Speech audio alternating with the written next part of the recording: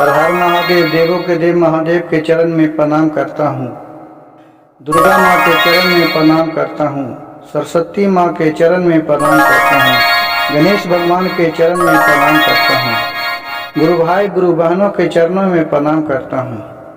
गुरु भाई गुरु बहन, आज का कहानी बहुत ही ज्ञानवर्धक और बहुत कुछ सीखने योग्य है। कृपया कहानी को अंत तक सुनिएगा। मेरे कहानी सब शिव गुरु से जुड़ा ही रहता है, इसलिए भगवान के नाम लेना, भगवान के भजन, भगवान के कथा सुनना कुछ भी गलत नहीं होता है। एक गांव में एक बहुत ही गरीब किसान रहते थे। वो नित्य दिन 3 मंत्र का जाप करते थे। पहले में ओम नमः शिवाय, दूसरे में चर्चा करना, तीसरे में उनका चर्चा करना। अपना मन ही मन वो करते थे।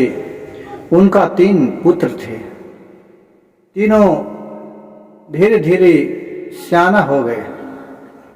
एक दिन किसान अपने पुत्र को बुलाकर बोले कि बेटे, अब तुम लोग, हमारे पास नहीं इतना धन दौलत है कि हम आप लोग की बिजनेस करवा सकूं, इसलिए तुम लोग अच्छे संस्कार लो। मेरे माँ बाप का ही फर्ज होता है कि बाल बच्चे को अच्छा संस्कार देना। और किसान ने बेटे से बोला, बेटा, तुम किसी भी चीज को तुम लोग अच्छे से समझने का प्रयास करना। कोई भी चीज है उसको बहुत ध्यान पूर्वक देखना, ताकि तुम्हारे पास लोगों के अपेक्षा बुद्धि से उनसे ज़्यादा दौलत हो सके। और बात को गहरी से समझना। वो तीनों बात बेटे को बताकर और कुछ दिन रहा और बाप फिर चल बसा, शिव गुरु का प्यारा हो गया।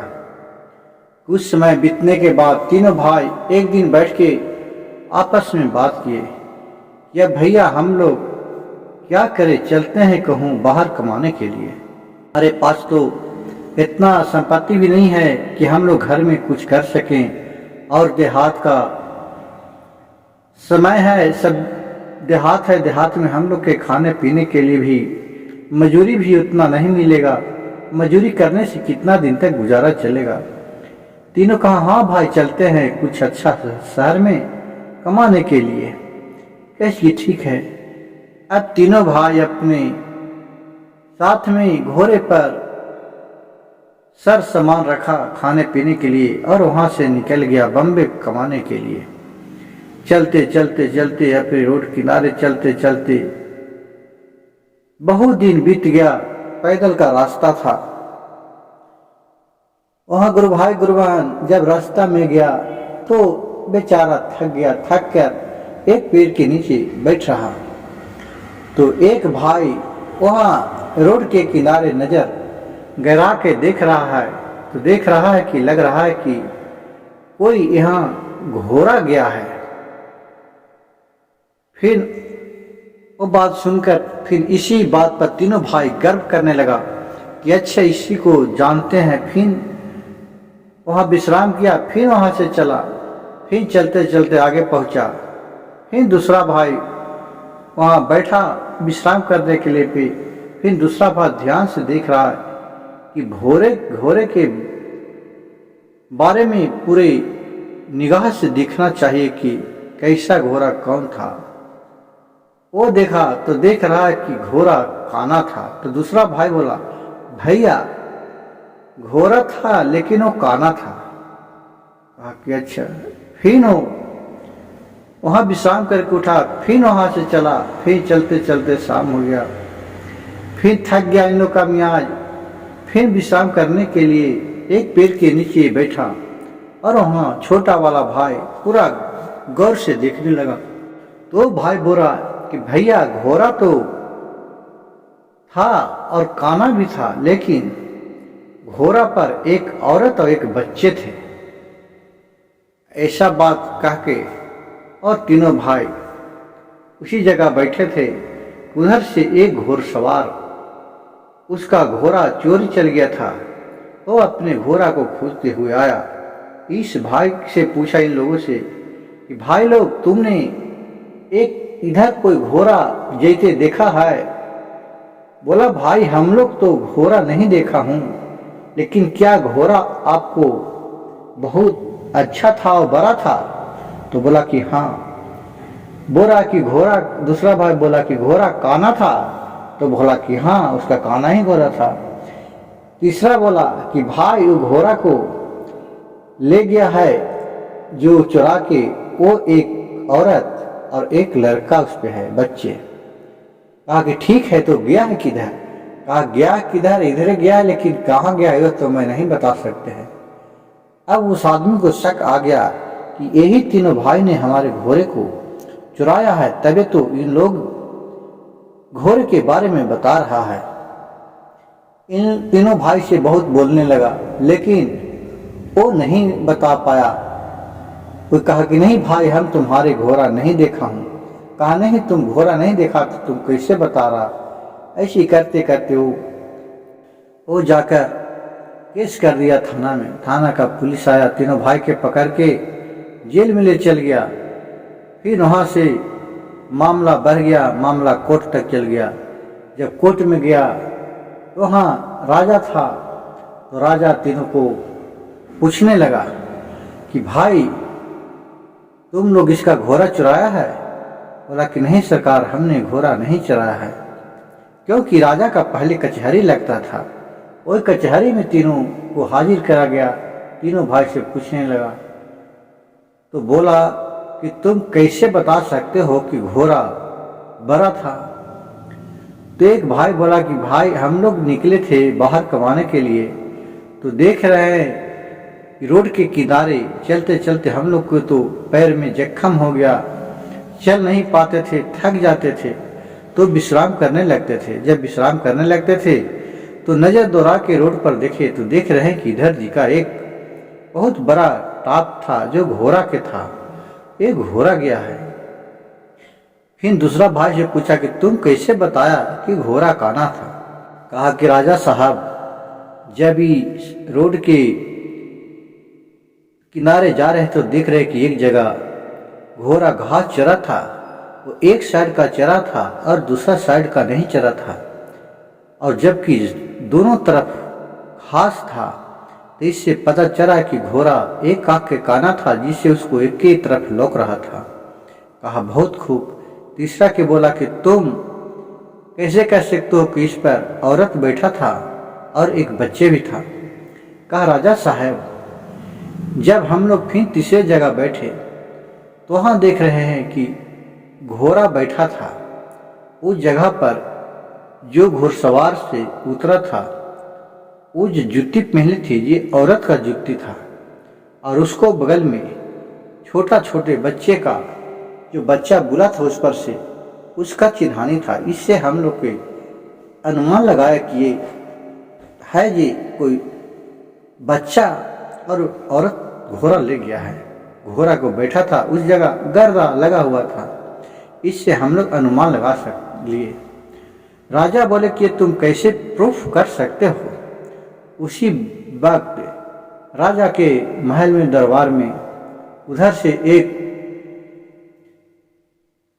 राजा का नौकर आया और अपने एक पेटी में उधर से एक फल लेके आया था कि जैसे वो टेबल पर रखा तो एक भाई बोला कि भैया, उस पेटी में फल है। तो दूसरा भाई बोला कि हाँ भाई, उस पेटी में तो फल है, लेकिन फल है बेदाना का है। बोला कि ठीक है। तीसरा बोला भैया, बेदाना है लेकिन वो कच्चा है। ये बात सुनकर राजा अचरज पड़ गया कि इसको तुमको कैसे मालूम हुआ? उस पेटी में फल है और वो भी बेदाना है और वो भी कच्चा है। कहा कि आपका नहीं विश्वास है तो आप इसको बुला के देखिए, खुलवा के। कहा कि ठीक है। राजा के बात सुनकर राजा वहाँ से उसका नौकर आया और फल को खोला गया, पेटी को, तो देख रहा है कि इस पेटी भी सही में फल है। ये सब बात देख के राजा बोला तीनों भाई से कि तुमको इसका कैसे अनुमान लग गया, इसमें तो दूसरा फल भी हो सकता था। राजा से बोला कि देखिए, जब पेटी रखा तो पेटी हल्का आवाज किया, ढुड़क जैसे गोल ढुड़कता है वैसे, तो हम समझे कि इसमें कुछ गोल टाइप के फल है। दूसरा भाई बोल के से पूछा, तुमको कैसे मालूम कि अनार है?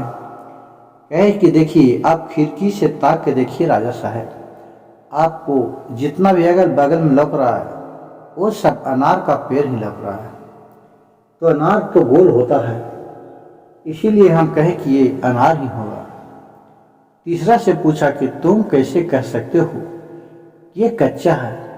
या राजा साहब, जब हम लोग आपका कचहरी में आ रहे थे, चारों पट्टी देख रहा हूँ कि अनार ही अनार है, लेकिन एक भी पका अनार नहीं है, सब कच्चा अनार है। भैया ने बोले ये चीज है, तो हम भी बोले कि जब अनार है तो कच्चा ही होगा, पका नहीं होगा, क्योंकि अभी सीजन पकने का नहीं है। जितना भी आपके आसपास अनार देख रहे हैं वो सारी के सारी अनार कच्चा है। ये बात सुनकर राजा बहुत ही अचंभा हो गया और बोला कि हाँ, तुम्हारा ये नॉलेज बहुत ही सुंदर और सुझाव बहुत अच्छा है। इसलिए उससे बोला कि तुम्हारा घोड़ा इन्होंने नहीं चुराया है, घोड़ा किसी और ने चुराया होगा। और फिर ये तीनों के कहा कि ठीक है, तुम लोग चोर नहीं हो, तुम लोग पर कोई मुकदमा नहीं चलेगा। और फिर तीनों भाई खुशी खुशी से लौटने लगे। तब राजा बोले कि रुक जा, तुम तो बहुत ज्ञानवर्धक वाले कहानी बताया, इसलिए कम से कम खाना तो खाते जाओ। फिर इन लोग के लिए खाना मंगवाए, तीनों खाना खाए और फिर बहुत सा धन दौलत राजा इसके बुद्धिमानी पर खुश होके दिए और खुशी खुशी वो संपत्ति लेकर के तीनों भाई अपने गांव लौटे और गांव में